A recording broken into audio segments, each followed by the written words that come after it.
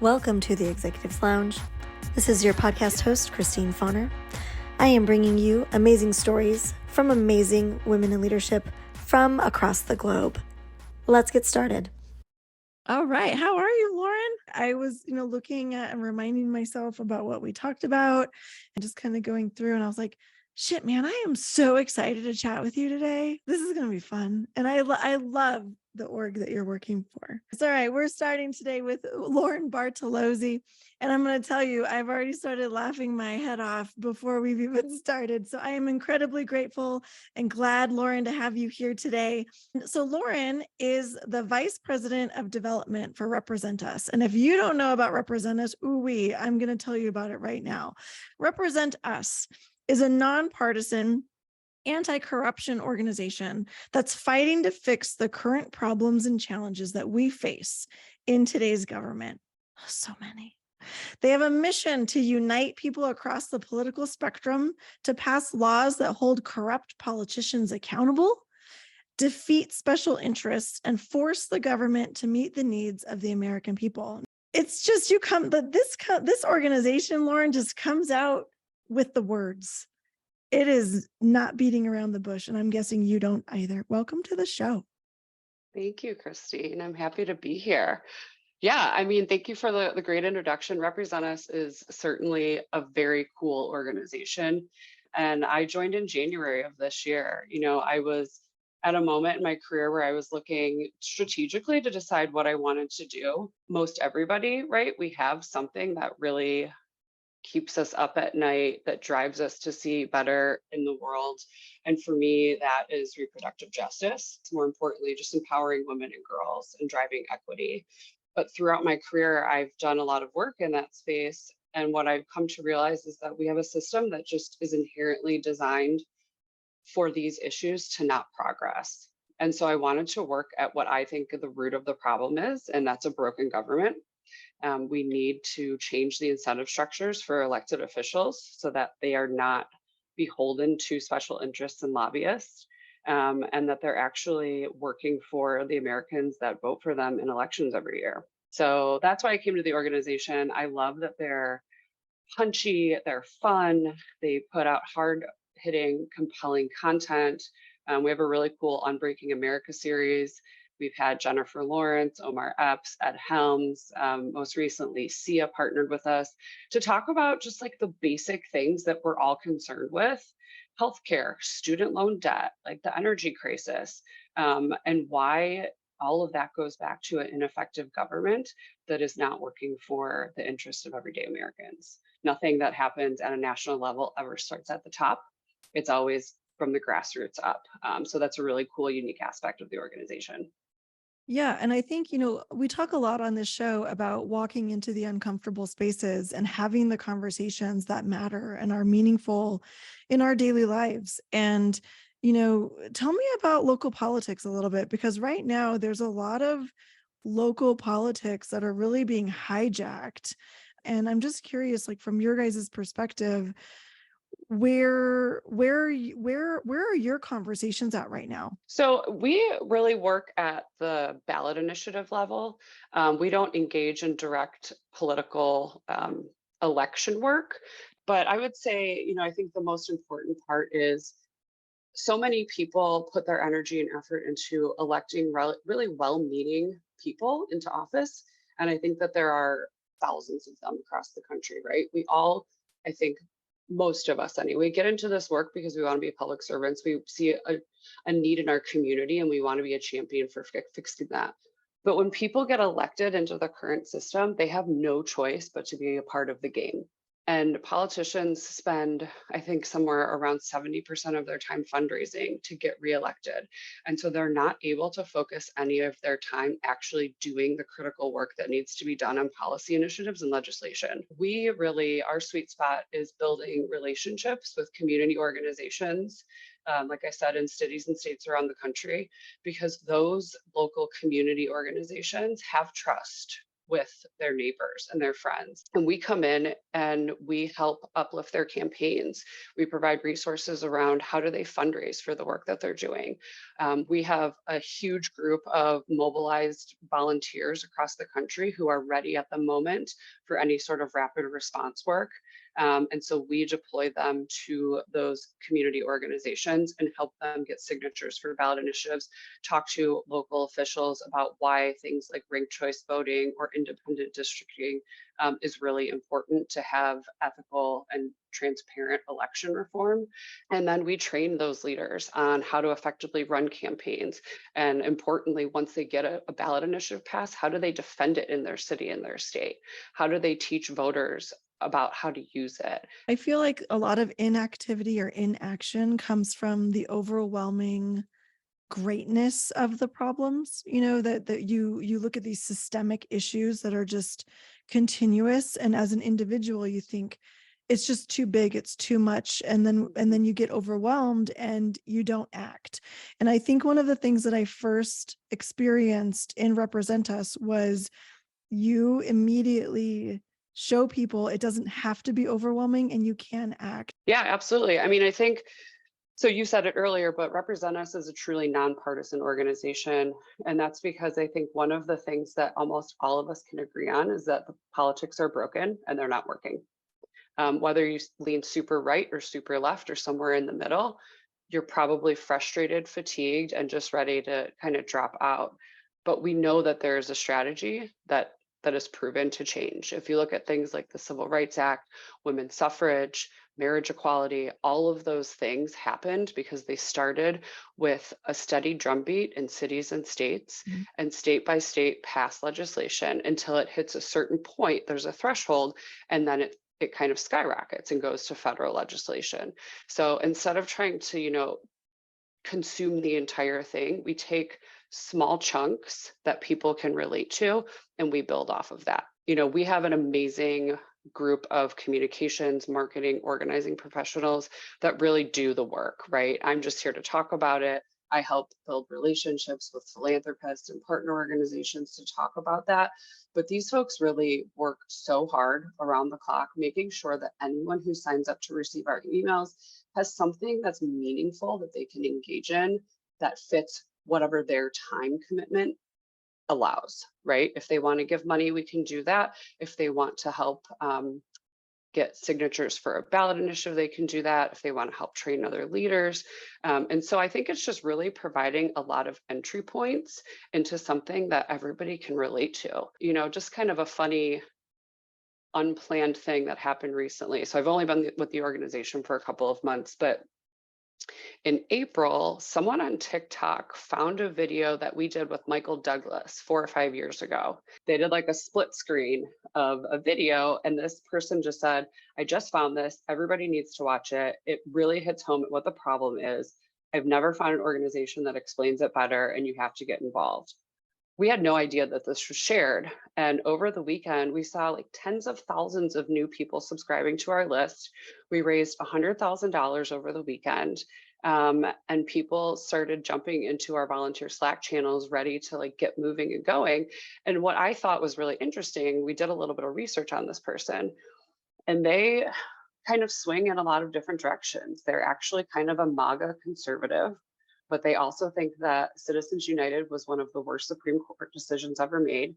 And the people that follow this person run across the political spectrum, but they all agree that the system is fundamentally broken and they want to do something to change it. Yeah, that's huge, because I think in political discussion that when we polarize, we're getting nowhere, and we believe in equitable access to things like voting, then we could probably come to some agreement here on why things are not working in that direction. One of the things you had said when you first came on the show is, you are an advocate for reproductive rights, you're an advocate for women and girls. How has reproductive advocacy tied into and helped you get where you are today? Yeah, that's a really great question. I mean, kind of backing up a little bit even further than that, not just specific to gender equity, but I was raised by parents who we're very liberal.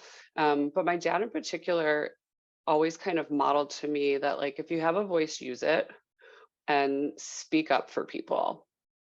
Question everything, kind of damn the man. And so I definitely was encouraged to challenge the system. I recognize now as an adult the privileges that I was inherently born with. As a white woman who grew up in a middle class community, I can say and do things that a lot of people can't, without fear of retribution. But my journey, I think, with reproductive justice and women and girls specifically came in college. I had an unintended pregnancy. I went to my local Planned Parenthood. I was able to access reproductive health care and abortion easily without question. But I saw that it was such a polarized political issue. At the end of the day, it's really healthcare. And I saw a lot of people who could not have that same kind of access because there were so many burdens, whether it was a religious burden or a financial burden, fear of their own safety. And so I just naturally leaned into that kind of work and decided that I wanted to be a champion to make sure that every woman or person with a uterus could have access to the same kind of safe, affordable healthcare that I did. And that led me into a career actually working with Planned Parenthood for a while. But throughout the rest of my career, I've always tried to find an ethos where I could be empowering just for gender equity, right? Whether it's working with girls in STEM education, making sure that their barriers are removed for access, because studies have shown that around middle school, girls decide they can't or shouldn't be involved in STEM subjects, which is absolutely absurd.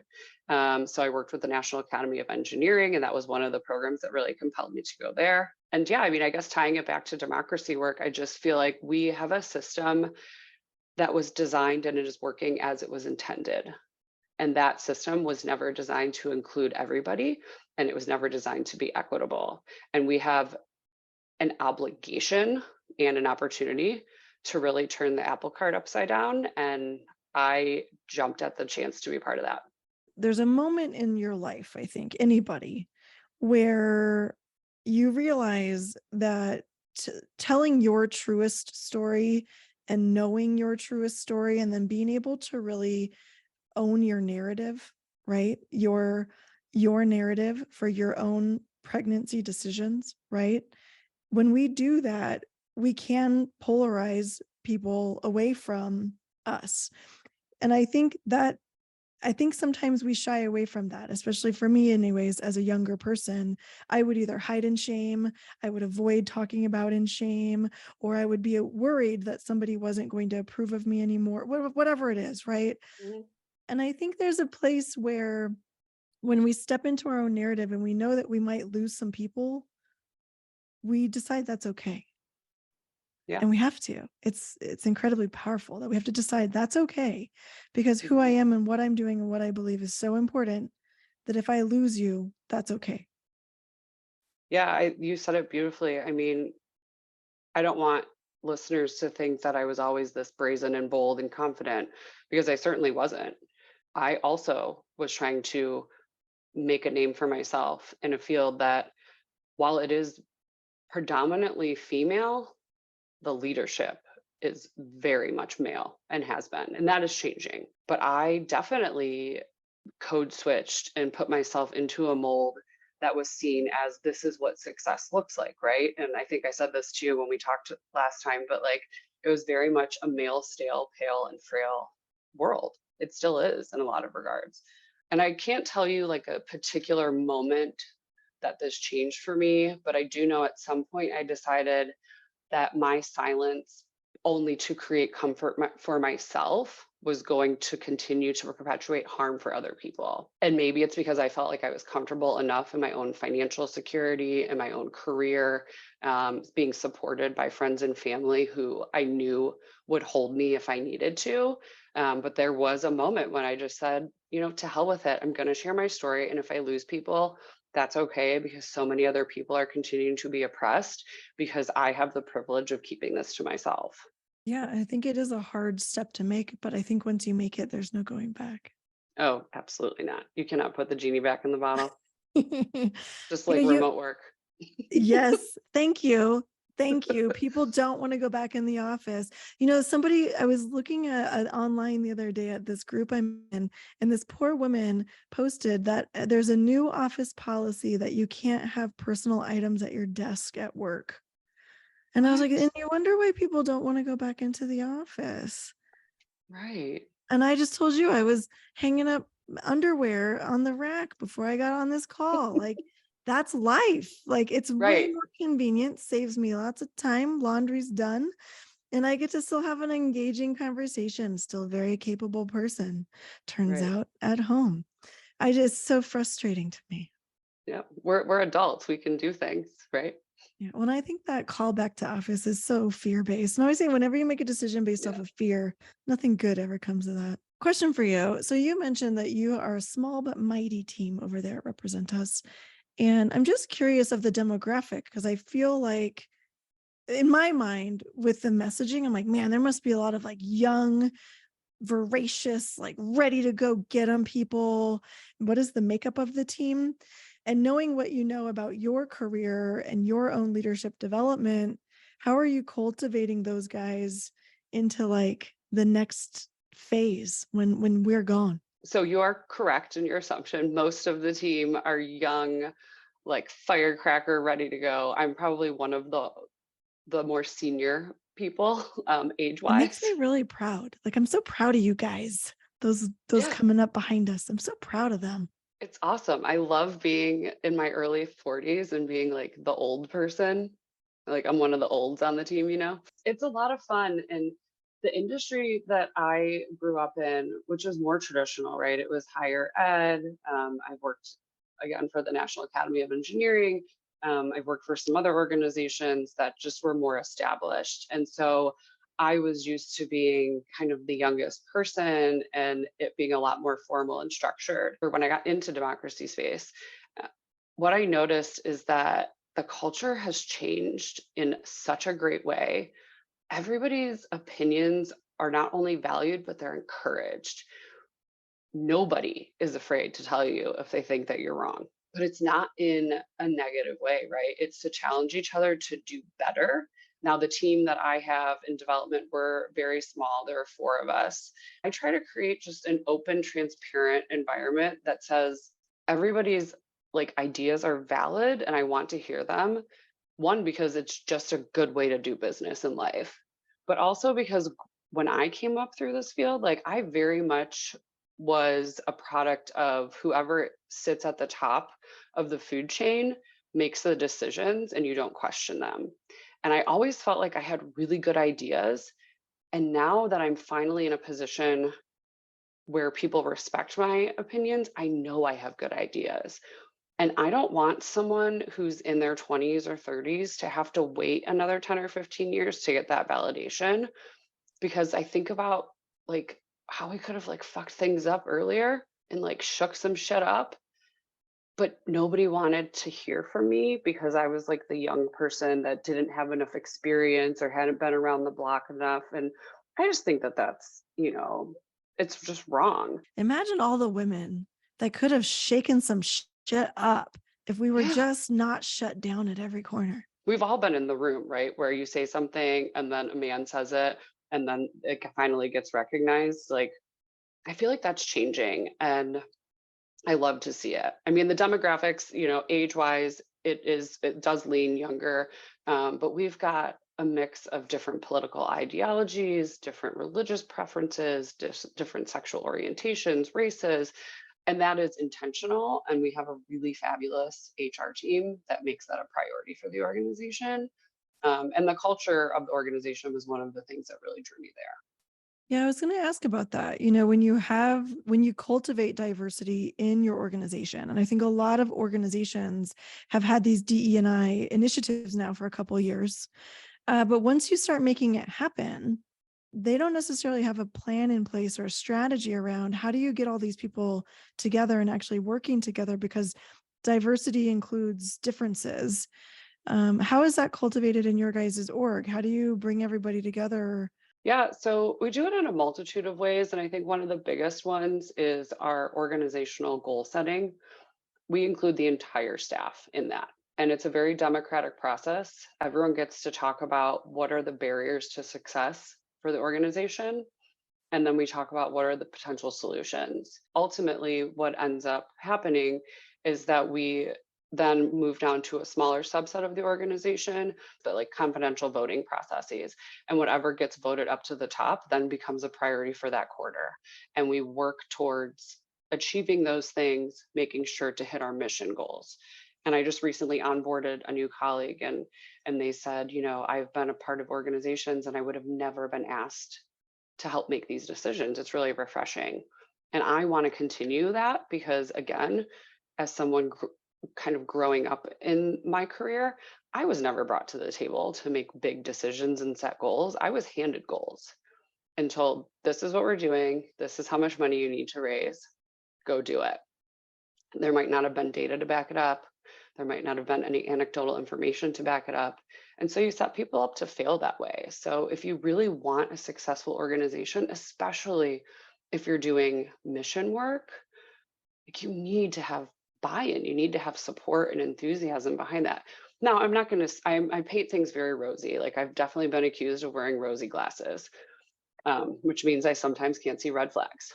But I will say, not everybody agrees with what we've decided, but everybody has a chance to participate in the process. You don't have to agree, but if you're part of the process, you can understand. Yeah. Mm-hmm. Yeah, absolutely. What would you consider your biggest roadblock right now? Well, one, getting everything done. I think that's everybody's biggest roadblock. I don't know if it's my biggest, but I think it's something that often comes to mind is unlearning old behaviors of self-confidence, right? I know that I sometimes can project to be a very self-confident person, and I generally am. But when you have been kind of trained and learned to question yourself before you make decisions or before you speak up, it can be a challenging process to unlearn. And so I think that's one of those things. And an example is just, I know this is what needs to be happen, but I hesitate. And then somebody else might say it, and I'm like, yeah, that's exactly what I thought. I should have just come out and said it. And I've been encouraged to not second guess myself. And so I think that's just a continual learning process. Yeah, that's a good one. It's funny because I think we talk about this a lot in women in leadership. I mean, not to generalize, but I'm gonna, is that we talk about that there's like a dichotomy of being like strong, confident, go get it, tenacious, whatever word you want to fill in the blank to sound like a badass. And then we're not allowed to like be the other side of that, which is because then we're weak, then we can't hang. And we're not good enough, then we get cut out of the conversation. And I think bringing those two pieces back together and talking about them really clearly, I can be insecure this morning and still go kill a board meeting in the afternoon. Right. Like, we can do both.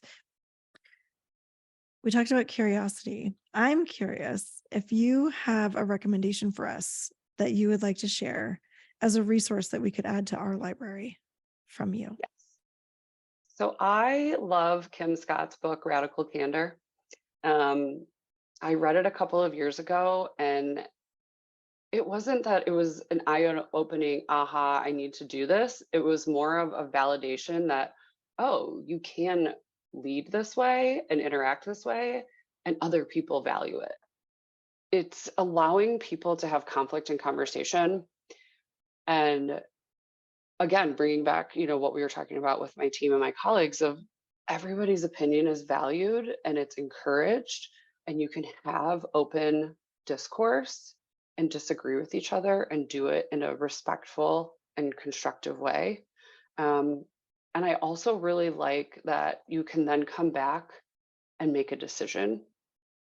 And even though it might not be the decision that everybody wants, or the direction that everybody wants. You make it together and then you move forward.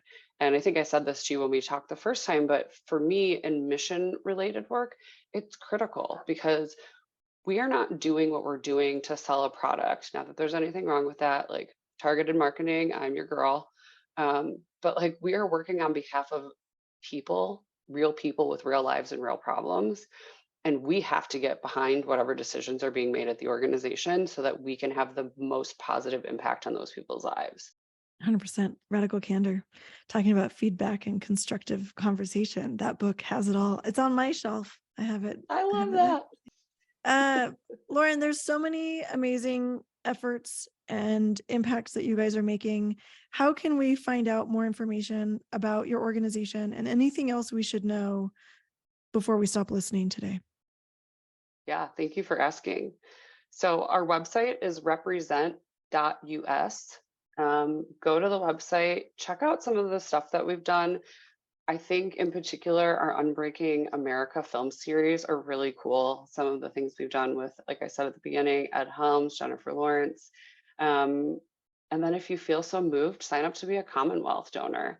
Commonwealth donors are a critical group of people. They make monthly gifts. 100% of it goes directly to the work we're doing on the ground to fight for a better democracy. And reach out to me on LinkedIn, if you want to get involved or you want to learn more.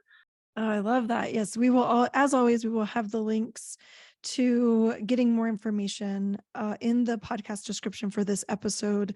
Lauren, thank you so much for being here. What an invigorating conversation.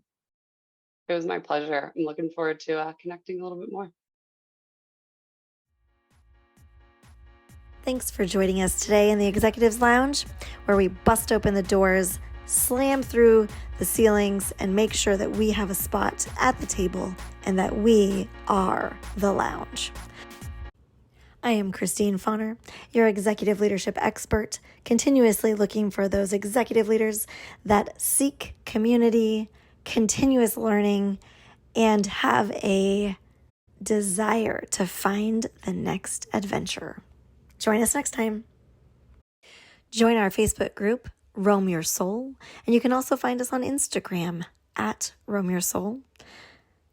And don't forget to check out the website for upcoming adventures, www.roamyoursoul.com. And if you're looking for that next executive level leadership coach, you can find me at roamyoursoul.com/Christine Fauner Coaching.